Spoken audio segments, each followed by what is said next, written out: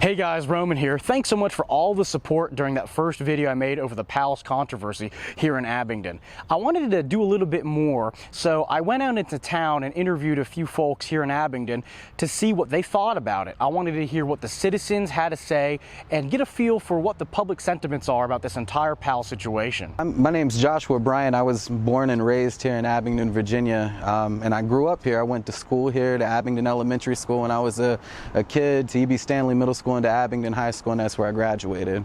It's like we would drive all the way to Exit 7 to get PALS instead of anything in Abingdon.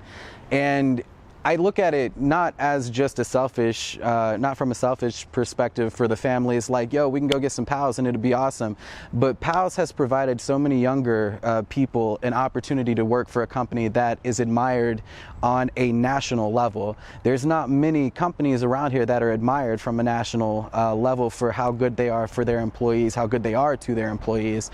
And that, to me, you know, growing up in Abingdon, needing that fresh start, younger people needing that fresh start into an entry-level job, that gives them something that would make them grow better. You know, it'd have more benefits for them health-wise, more benefits for them monetarily, so it would give younger people a better position to be in too when they're looking for a job. And after talking to many folks here in Abingdon who live here in Abingdon, live, work, grew up, you know, I have really felt an outpouring of despair from people. They feel like they're not being listened to. They feel like government officials and certain members of the community don't care about what they think or what they want or what they deserve. Now, when it comes to PALS, I feel like since the Meadows is already in the development stage, that we just need to go ahead and get this PALS build. I understand it's teal, it doesn't fit Food City's guideline, but that is PALS business. That is their trademark. That's how they stand out from your other competitions, and it would be an injection of so much money into this community that we desperately need, because, you know, you look around, businesses, we're all struggling. So if we can get some money to help the people, because that's honestly what everything's about, is the people. Yeah, I mean, when you consider the population here in Abingdon, the majority of the population is hardworking folks, as you say. You know, a lot of us, we are in tune with the majority because we are the majority, and you know, I feel like sometimes that connection goes to show whenever you look at incidents like this PALS. I mean, it's relatively useless arguing why to build a building because it's just blue. In addition to the videos I've been taking and the interviews I've been conducting with people in town, other members of the community have sent me videos that they have made themselves expressing their concerns and frustrations over this entire controversy. The Friends of Abingdon have determined that they want progress at all costs, just so long as it doesn't happen in their backyard. It keeps their taxes down and their home values up.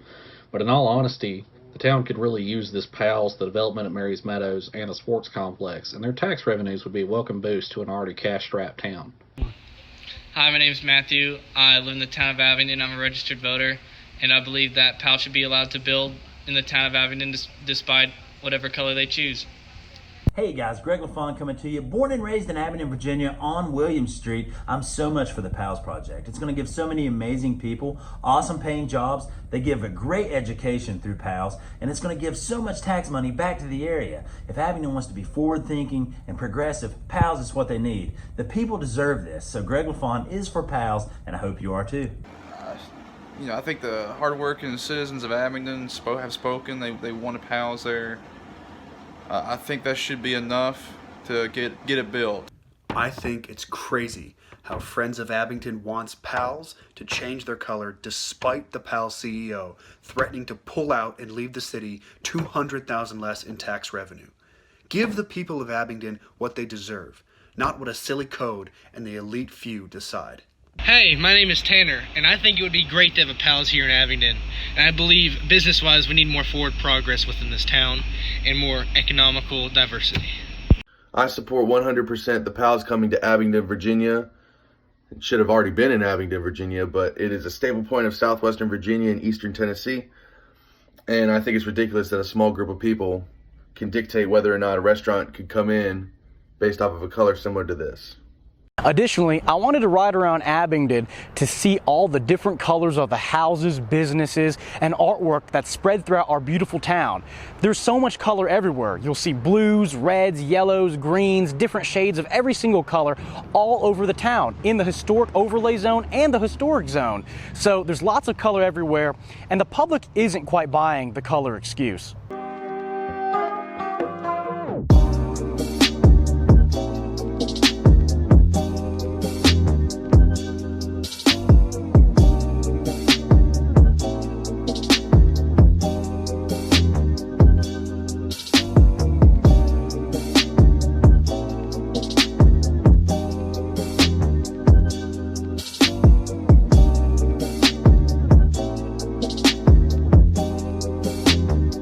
New developments are taking place. The town council meeting, the Abingdon Town Council meeting, will be moved to the Barter Theater July 1st, that's Monday, July 1st at 6:30 to accommodate the audience that they're gonna have. There's a lot of people on Facebook saying that they're gonna show up. We've already created an event, and already 30 plus people say they're coming already at this point, so that is definitely going to grow in the future.